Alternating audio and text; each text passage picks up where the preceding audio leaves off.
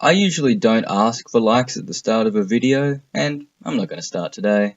Most of the time you'd want to purchase a video game, a reasonable price is of course at the top of anyone's priorities. The game that will be dissected today, Action 52, had the modest price of $199 when first released for 52 of the most mediocre games out at the time, which I would consider a steal. With this game you can take 52 actions with it, the first and second being obvious ones, which is to simply buy and play it. The third action is to get frustrated with the game's mediocrity, and the fourth action taken is to return it to the dump where it belongs. 30-second action, 40-second action. And the last action you can take is to make a low-rate YouTube video about it to mock every aspect about it, which is of course what I'm about to do.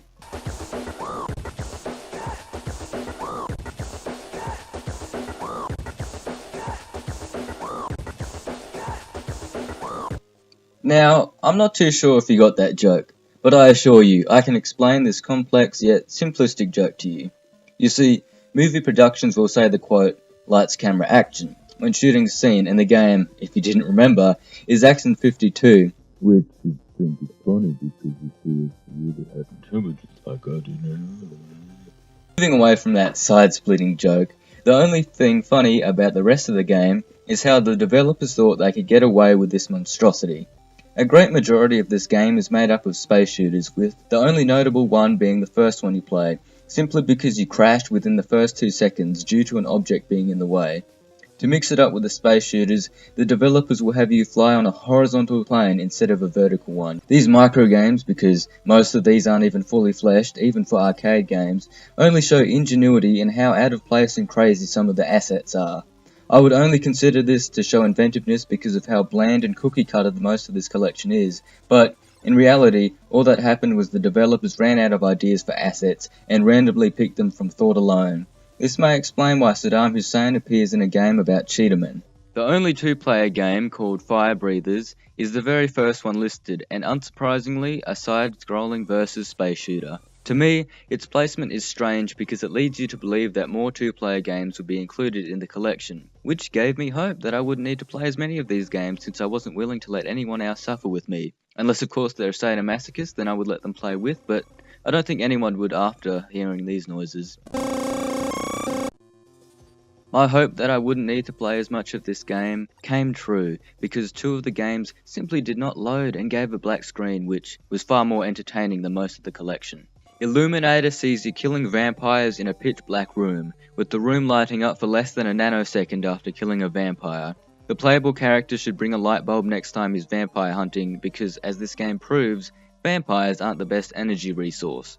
Ooze is the game that is always selected on the menu, no matter what, forcing unnecessary time wasted getting back to the game you had just played earlier. The game itself reminds me of what the video game equivalent of the inside of a runny nose would look like. The jumping is especially egregious, as the jump button cannot be used at the same time as the D-pad, unlike any other normal game. When you don't pull off the jumping correctly, it gives the impression that the main character has the fear of heights when he freezes up after jumping. The Action 52 creators had a prize of $104,000 for anyone that could beat Ooze, but the game crashes after the second level, leading me to believe that this was a diabolical scheme to boost sales while not having to worry about giving out that money. Or the developers couldn't code to save their lives, as demonstrated by the 2 games that couldn't be loaded. I'll let you decide which one happened. Quite a few of the game titles in the menu are shortened in strange ways.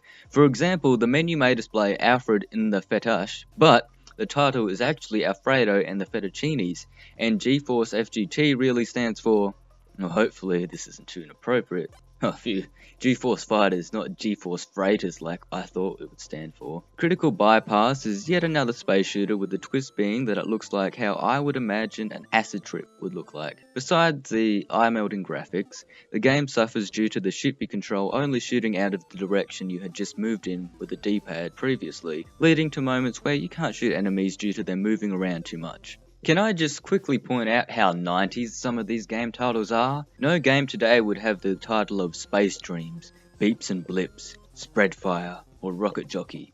Just imagine saying, oh, I can't wait for that new Chill Out game, or did you see the trailer for Micro Mike? Looks amazing. Although, now that I'm thinking about it, Micro Mike sounds more like the name for a midget porn star. Myong is the game that was made because someone thought to themselves that using the mouse and Minesweeper was too boring, and that the D-pad is a far better way to navigate through the minefield. Oh, and there's no way of letting the player know where the bombs are, so you could die at any moment, earning my rare award of the worst game remake.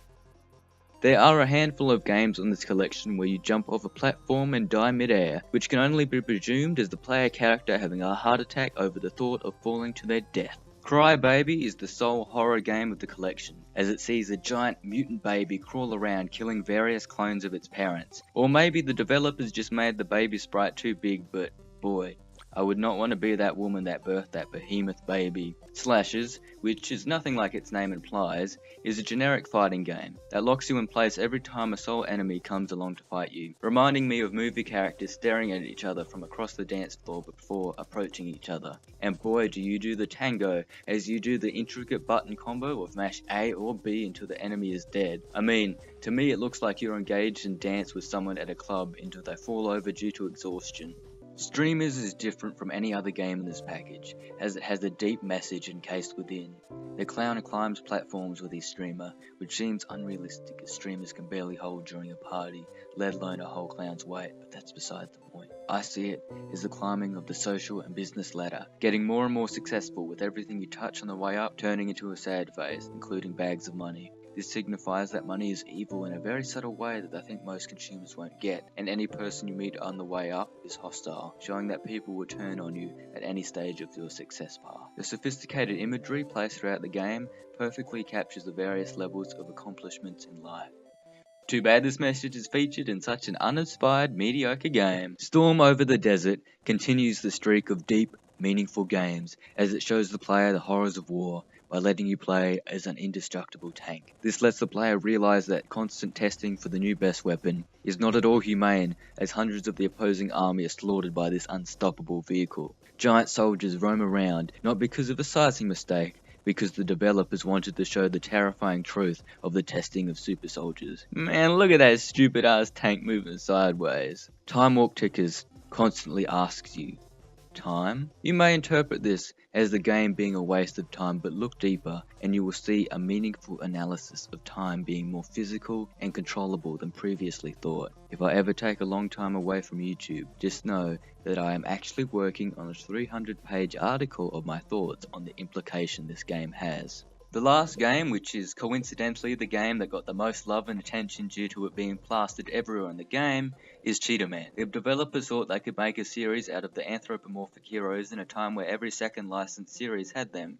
Their idea of standing out from the rest of the crowd was based sheerly on how atrocious the quality of Cheetah Man was. The only cutscene is in this game, which has the character representing you, the player, looking too similar to myself, down to the ugly haircut and malformed feet. I may have to sue the developers for using my likeness without my permission, we'll see. Even though you are directly called it in this cutscene, there are a few times where you'll be called the action game master throughout your playtime. I think this is a way for the developers to suck up to you, because who wouldn't at least be grateful to someone who just purchased a nearly $200 game that took no effort to make? The game itself isn't what you want to show as the main attraction, since most of the assets from other games are all used here, making it have some of the most confusing enemy mixes in this collection, which is really saying something. The first level is on a 3D plane, then every level afterwards is in 2D. It's as if the developers thought it would be too hard to keep making a more complex game. I think this is the best end to the collection due to it embodying every flaw in this collection of games, which is being a perfect mix of dull gameplay and uninspired backgrounds that will likely be forgotten the second you stop playing it. Even if you cut the amount of games featured in half, you'd still be bored of how repetitive that smaller pool of games is. Uninspired is the best way to describe Action 52, with every idea in the game seemingly having been done before and better, even by 1991 standards. Any distinct aspect of the game can be chalked up to the developers accidentally screwing up so badly that something different came out of it. If you're wondering why I didn't talk about all of the games in the collection, it's because I only highlighted the games that stood out more. I would be repeating myself a lot due to many of the games being carbon copies of one another with reskinned sprites. Here's the ranking of the game so far, now with Action 52 included. As a whole, Action 52 is very monotonous with few excruciating aspects, so I'd say its place on the lower end of the list is deserved. I would say see you next time for more crappy games roast sessions, but you never know, I could be a vlogging channel by then.